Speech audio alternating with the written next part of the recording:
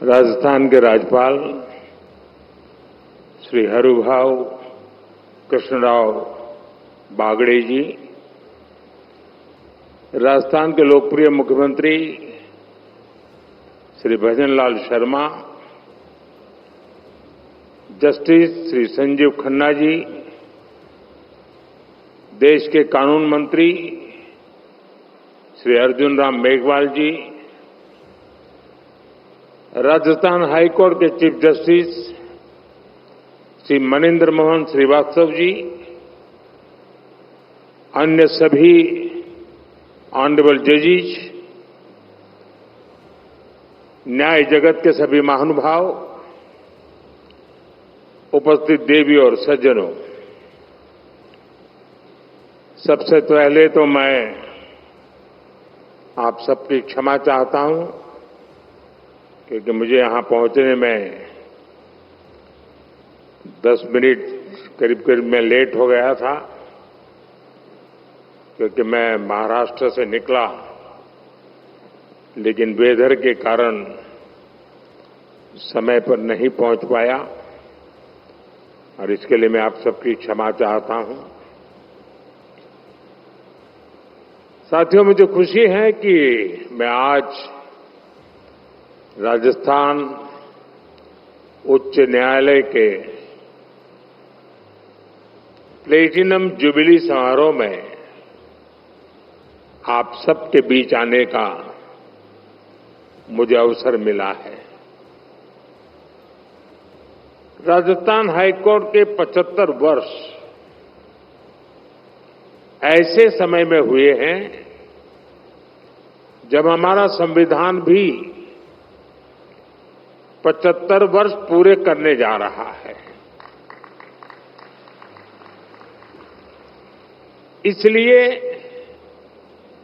ये अनेक महान लोगों की न्याय निष्ठा और योगदानों को सेलिब्रेट करने का उत्सव भी है। ये संविधान के प्रति हमारी आस्था का उदाहरण भी है। मैं आप सभी न्यायविदों को, राजस्थान के लोगों को इस अवसर पर बधाई देता हूं, उन्हें शुभकामनाएं देता हूं। साथियों, राजस्थान हाईकोर्ट के अस्तित्व से हमारे राष्ट्र की एकता का इतिहास भी जुड़ा है। आप सब जानते हैं, सरदार वल्लभ भाई पटेल ने जब 500 से ज्यादा रियासतों को जोड़कर देश को एक सूत्र में पिरोया था, उसमें राजस्थान की भी कई रियासतें थी। जयपुर, उदयपुर और कोटा जैसी कई रियासतों के अपने हाईकोर्ट भी थे।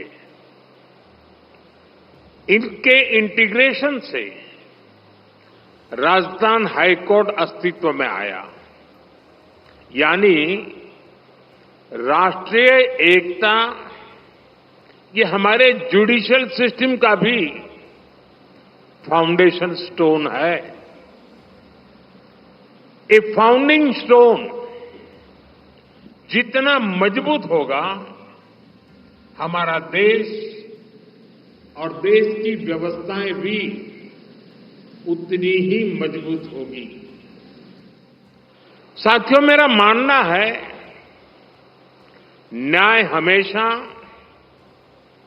सरल और स्पष्ट होता है, लेकिन कई बार प्रक्रियाएं उसे मुश्किल बना देती हैं।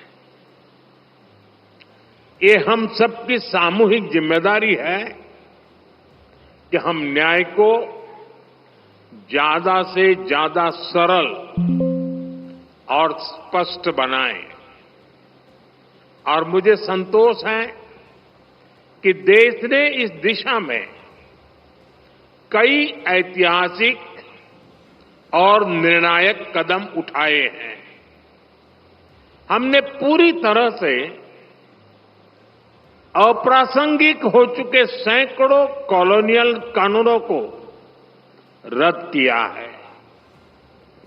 आजादी के इतने दशक बाद गुलामी की मानसिकता से उभरते हुए देश ने इंडियन पिनल कोड की जगह भारतीय न्याय संहिता को एडॉप्ट किया है। दंड की जगह न्याय, ये भारतीय चिंतन का आधार भी है। भारतीय न्याय संहिता इस मानवीय चिंतन को आगे बढ़ाती है। भारतीय न्याय संहिता हमारे लोकतंत्र को कॉलोनियल माइंडसेट से आजाद कराती है। न्याय संहिता की ये मूल भावना ज्यादा से ज्यादा प्रभावी बने,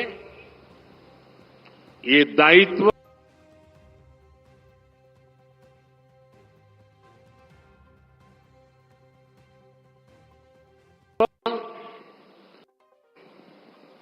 हमारा देश तेजी से बदला है। कभी हम 10 साल पहले 10वें पायदान से ऊपर उठकर दुनिया की 5th लार्जेस्ट इकोनॉमी बन गए हैं। आज देश के सपने भी बड़े हैं, देशवासियों की आकांक्षाएं भी बड़ी हैं। इसलिए ये जरूरी है कि हम नए भारत के हिसाब से नए इनोवेशन करें और अपनी व्यवस्थाओं को आधुनिक बनाएं। ये जस्टिस फॉर ऑल, इसके लिए भी उतना ही जरूरी है।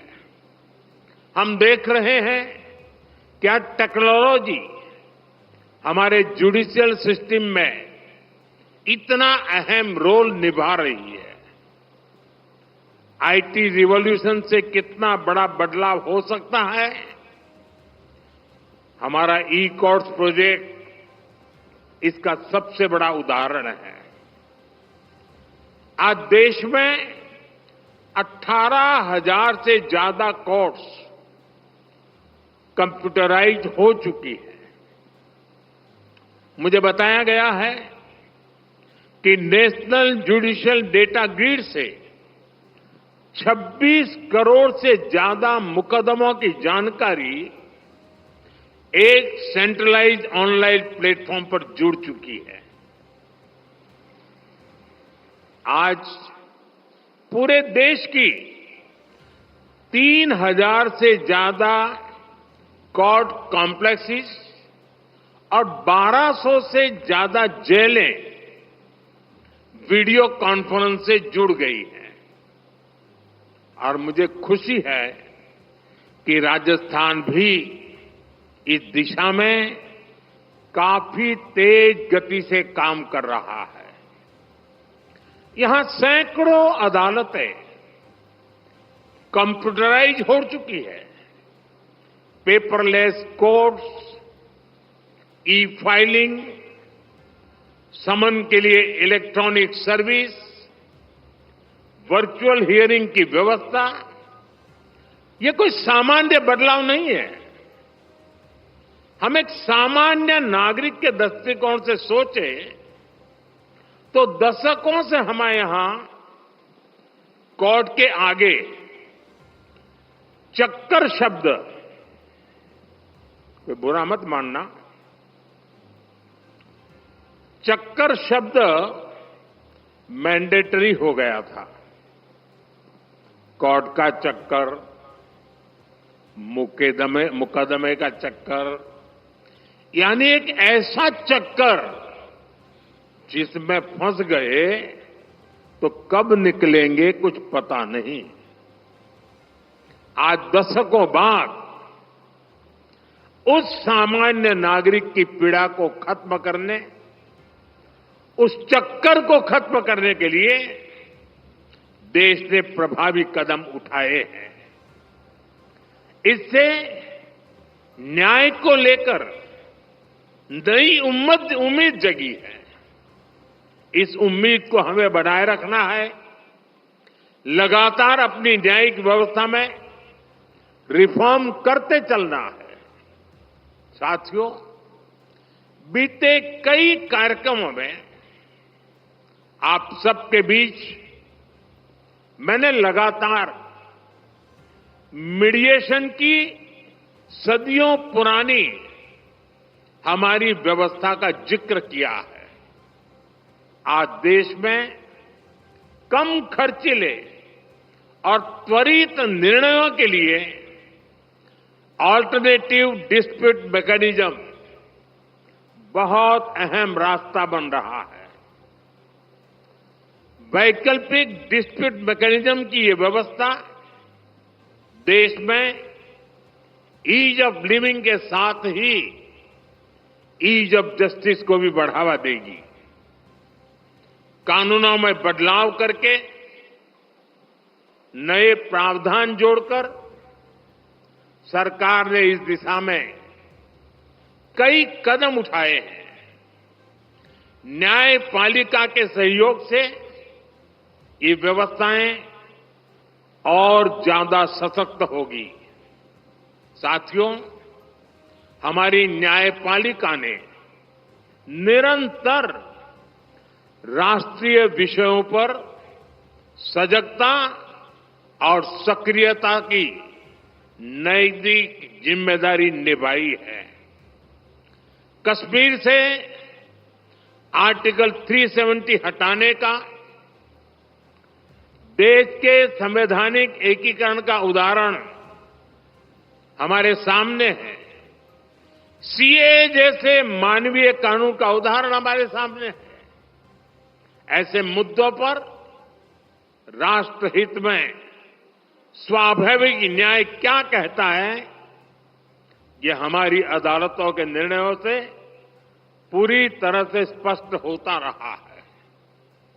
हाईकोर्ट से लेकर सुप्रीम कोर्ट तक न्यायपालिका ने अनेकों बार ऐसे विषयों पर राष्ट्र प्रथम, नेशन फर्स्ट के संकल्प को सशक्त किया है। जैसे आपको ध्यान होगा, अभी इसी 15 अगस्त को मैंने लाल किले से सेक्युलर सिविल कोड की बात की है। इस मुद्दे पर भले ही कोई सरकार पहली बार इतनी मुखर हुई हो, लेकिन हमारी जुडिशरी दशकों से इसकी वकालत करती आई है। राष्ट्रीय एकता के मुद्दे पर न्यायपालिका का ये स्पष्ट रुख न्यायपालिका पर देशवासियों में भरोसा और बढ़ाएगा। साथियों, 21वीं सदी के भारत को आगे ले जाने में जो शब्द बहुत बड़ी भूमिका निभाने वाला है, वो है इंटीग्रेशन। ट्रांसपोर्ट के मोड्स का इंटीग्रेशन, डेटा का इंटीग्रेशन, हेल्थ सिस्टम का इंटीग्रेशन।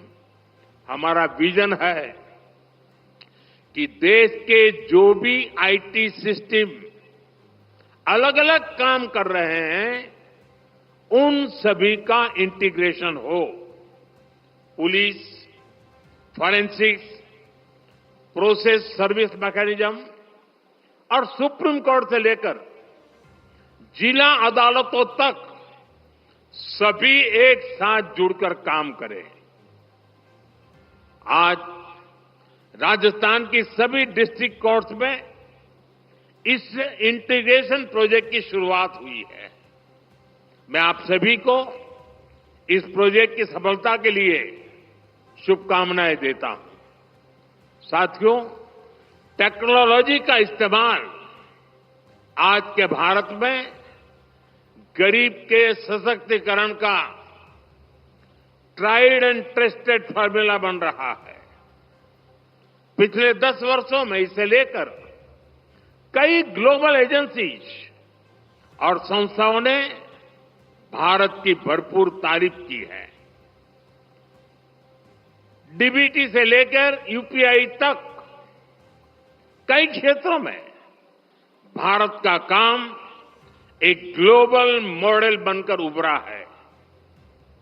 अपने उसी अनुभव को हमें जस्टिस सिस्टम में भी इंप्लीमेंट करना है। इस दिशा में टेक्नोलॉजी और अपनी भाषा में लीगल डॉक्यूमेंट्स का एक्सेस ये गरीब के सशक्तिकरण का सबसे प्रभावी माध्यम बनेगा। सरकार इसके लिए दिशा नाम के इनोवेटिव सॉल्यूशन को भी बढ़ावा दे रही है। हमारे लॉ स्टूडेंट्स और अन्य लीगल एक्सपर्ट्स इस अभियान में हमारी मदद कर सकते हैं। इसके अलावा देश में स्थानीय भाषाओं में लीगल डॉक्यूमेंट्स और जजमेंट्स लोगों को मिल सके, इसके लिए भी काम होने हैं। हमारे सुप्रीम कोर्ट ने इसकी शुरुआत की है। सुप्रीम कोर्ट के मार्गदर्शन में एक सॉफ्टवेयर बना है जिसे जुडिशियल डॉक्यूमेंट्स 18 भाषाओं में ट्रांसलेट हो सकते हैं। मैं ऐसे सभी प्रयासों के लिए हमारी जुडिशरी की भी सराहना करता हूं। साथियों, मुझे विश्वास है हमारी कोर्ट्स ईज ऑफ जस्टिस को इसी तरह सर्वोच्च प्राथमिकता देती रहेगी। हम जिस विकसित भारत का स्वप्न लेकर आगे बढ़ रहे हैं, उसमें हर किसी के लिए सरल, सुलभ और सहज न्याय की गारंटी हो, ये बहुत जरूरी है। इसी आशा के साथ आप सभी को एक बार फिर राजस्थान हाईकोर्ट की प्लेटिनम जुबली की मैं हार्दिक बधाई देता हूं, अनेक अनेक शुभकामनाएं देता हूं। बहुत बहुत धन्यवाद। बहुत बहुत के राष्ट्रीय नेता, प्रखर प्रवक्ता, पूर्व केंद्रीय मंत्री